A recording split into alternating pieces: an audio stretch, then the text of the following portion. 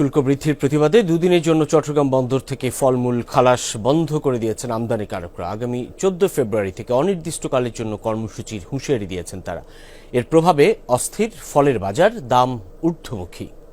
Antioxidant ও flavonoid সমৃদ্ধ fresh premium টি এক কাপে কাঁপিয়ে দিন। কিছুদিন আগেও চট্টগ্রামের স্টেশন রোডে ফলমূলের সবচেয়ে বড় বাজার ফলমন্ডির প্রতিটি আড়ত ছিল বিদেশি ফলে ভর্তি। তবে আমদানিতে সম্পূরক শুল্ক বৃদ্ধির পর পাল্টেছে চিত্র।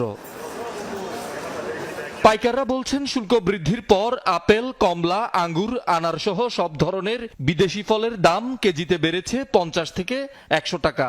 বেচাকেনা নেমেছে অর্ধেকে। আমরা তো খুচরা বিক্রি করি না, পাইকারি বিক্রি করি আর কি। এখন দেখা যাচ্ছে যে আপনার প্রতি কেজির প্রতি আপনার 100-150 টাকা করে বেড়ে গেছে। আগে আমরা একজন পাইকার আসলে 20 কার্টন 30 কার্টন মাল নিয়ে যাইতো, এখন সে 1 কার্টন নেয়, 2 কার্টন নেয়, সর্বোচ্চ আর বেশি নিচ্ছে না। ডিউটির কারণে আমাদের মালের দাম বেশি, আমরা ব্যবসায়ীরা ক্ষয়গ্রস্তর ভিতরে আছি। ব্যাট না কমাইলে তো এভাবে ব্যবসা করা সম্ভব না, আমাদের আড়ত ভাড়া দেওয়া সম্ভব না। কয়দিন পরে তো আমরা আড়ত বন্ধ করে ফুটে যেতে হবে। বর্ধিত শুল্ক প্রত্যাহার দাবিতে মঙ্গলবার থেকে দুদিন চট্টগ্রাম বন্দর থেকে ফল খালাস বন্ধ রেখেছে ব্যবসায়ীরা। দাবি না মানলে আগামী 14 ফেব্রুয়ারি থেকে অনির্দিষ্টকালের জন্য ফল আমদানি ও খালাস বন্ধেরও হুঁশিয়ারি দেন তারা।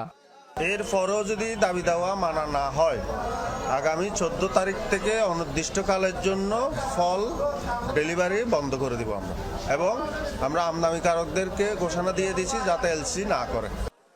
এদিকে শুল্ক বৃদ্ধির প্রভাবে ফলের খুচরা বাজারও অস্থির। বন্দর থেকে খালাস বন্ধ হওয়ায় দাম আরও বৃদ্ধির শঙ্কা খুচরা বিক্রেতাদের।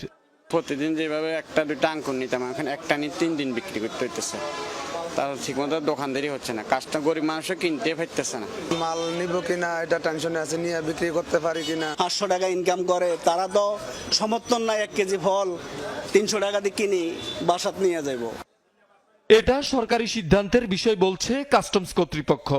মার্কেট অ্যানালাইসিস করে তো বাংলাদেশ সরকার এটা এসডি বাড়িয়েছে, তারপর ডলার সংকটও রয়েছে, আপনি জেনে থাকবেন।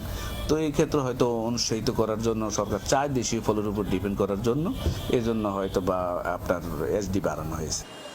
শহীদুল সুমন, যমুনা নিউজ, চট্টগ্রাম।